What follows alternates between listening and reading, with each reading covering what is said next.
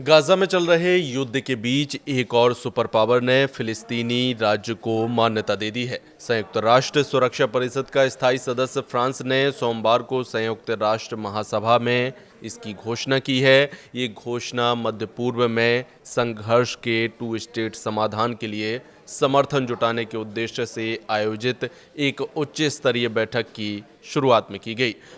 France के राष्ट्रपति Emmanuel Macron की इस घोषणा को 140 से अधिक विश्व नेताओं की उपस्थिति में जोरदार तालियों के साथ स्वागत किया गया। फिलिस्तीनी प्रतिनिधिमंडल और संयुक्त राष्ट्र में उनके राजदूत रियाद मंसूर खड़े होकर तालियां बजाते दिखे।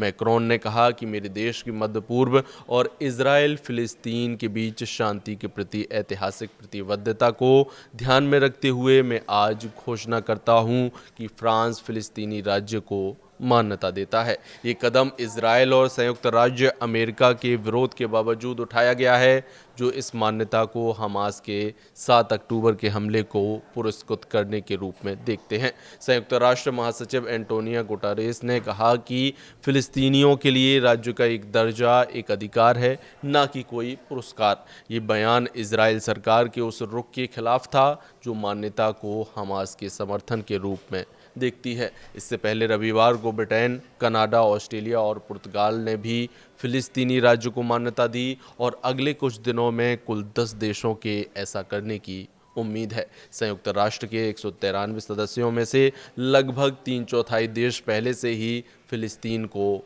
मान्यता दे चुके हैं, लेकिन प्रमुख पश्चिमी देश अब तक इससे बचते रहे थे। फिलिस्तीनियों ने इस कदम का स्वागत किया है। इसे स्वतंत्रता की दिशा में एक आशा की किरण मानते हुए गाजा शहर से दक्षिण की ओर पलायन कर रहे हजारों लोगों में शामिल फावजी नूर अल दीन ने कहा कि ये फिलिस्तीनी लोगों के लिए एक शुरुआत का या आशा की किरण है। हम ऐसे लोग हैं जो अपने राज्य के हकदार हैं। अंतर्राष्ट्रीय समुदाय व्यापक रूप से वेस्ट बैंक, गाजा और पूर्वी यरूशलेम में इजराइल के साथ एक फिलिस्तीनी राज्य के निर्माण का समर्थन करता है, जो 1967 के मध्य पूर्व युद्ध में इजराइल द्वारा कब्जा किए गए क्षेत्र हैं। हालांकि इजराइल की बेंजामिन नेतन्याहू सरकार ने फिलिस्तीनी राज्य के विचार को खारिज कर दिया है और गाजा में सैन्य कार्रवाई तेज कर दी है। नेतन्याहू ने संकेत दिया है कि वह वेस्ट बैंक के कुछ हिस्सों पर कब्जा करने जैसे एक तरफा कदम उठा सकते हैं, जो फिलिस्तीनी राज्य की संभावनाओं को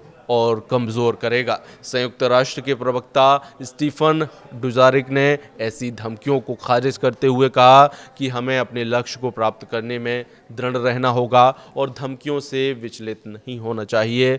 फिलिस्तीनी प्राधिकरण वेस्ट बैंक के कुछ हिस्सों को प्रशासित करता है, वह इजराइल के साथ सहयोग करता है और 2 राज्य समाधान के लिए प्रतिबद्ध हैं। फ्रांस और सऊदी अरब ने एक चरणबद्ध योजना को आगे बढ़ाया है, जिसमें सुधारित फिलिस्तीनी प्राधिकरण अंतर्राष्ट्रीय सहायता के साथ वेस्ट बैंक और गाजा को शासित करेगा। इस योजना को 12 सितंबर को महासभा में 142-10 के मत से भारी समर्थन मिला। इस बीच हमास, जो 2006 में फिलिस्तीनी चुनाव जीता था, उसने औपचारिक रूप से पूरे ऐतिहासिक फिलिस्तीन में एक राज्य की वकालत करता है, जिसमें इजराइल भी शामिल है।